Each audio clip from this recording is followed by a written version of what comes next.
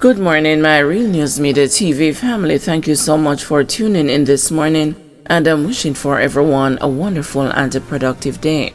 And in the news this morning, 2 killed, 1 injured in Boghole Clarendon shooting. The police have confirmed that 3 people were shot, 2 of them fatally, in Boghole Clarendon late Wednesday evening.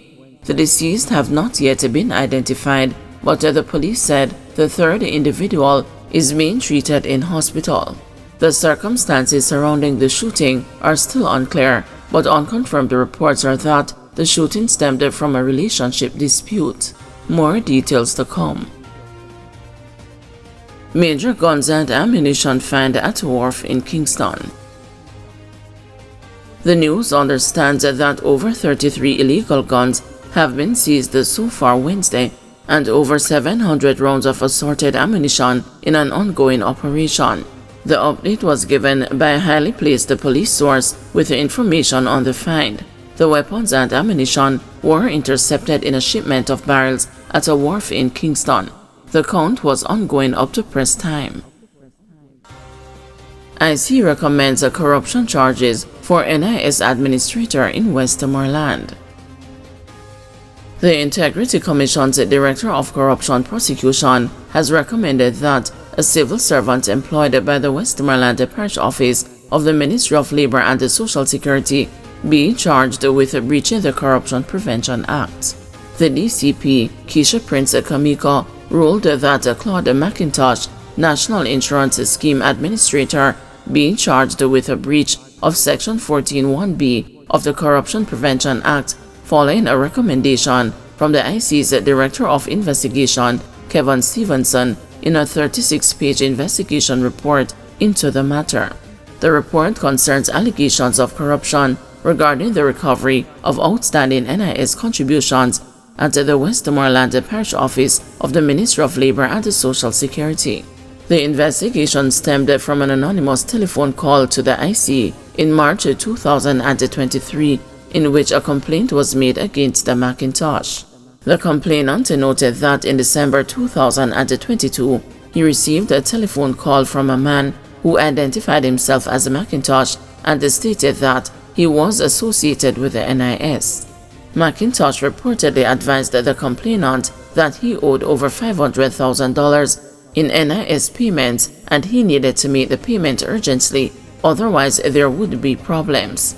McIntosh is said to have provided a bank account number for the payment and informed the complainant that if he were to pay the money to the bank account, he would be given a discount of $150,000. The report said the complainant inquired about being issued a receipt for the payment, and McIntosh advised him that it would take at least 2 weeks to obtain receipts in Jamaica. It said the complainant further advised that he was contacted on numerous occasions by McIntosh by way of email, telephone calls, and WhatsApp, who inquired whether the money had been paid.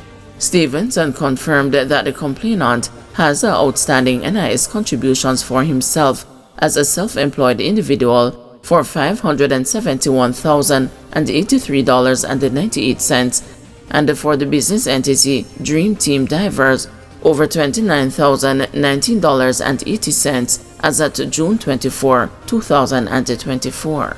Further, Stevenson concluded that McIntosh utilized the WhatsApp messaging service to provide the complainant with his personal banking information for the payment of his outstanding NIS contributions.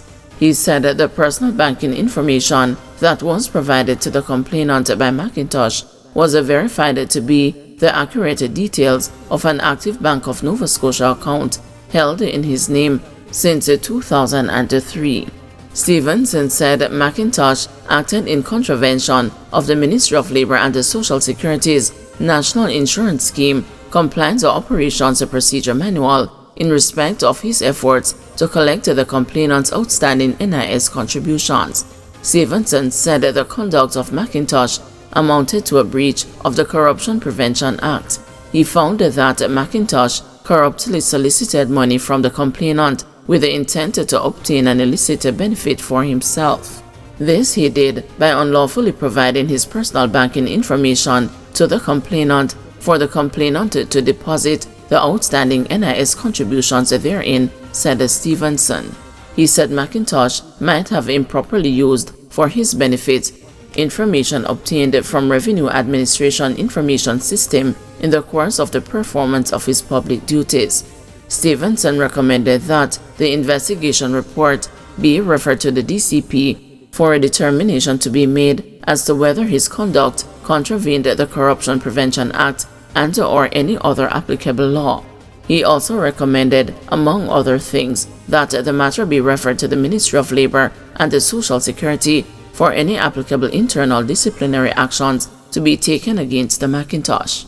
Stevenson called for anyone who has paid monies to or who has been approached by Mr. Claude McIntosh concerning their NIS contributions to contact his office as soon as practicable. Security guard gets 22 years for killing mentally ill man.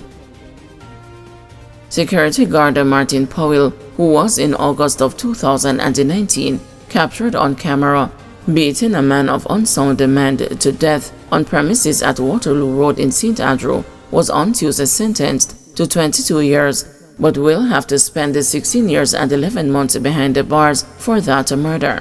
Powell, who is reportedly from Mount Salos in Stony Hill, St. Andrew, accosted the man who had wandered from the main road onto the premises of the Coconut Industry Board, where he was on guard duty.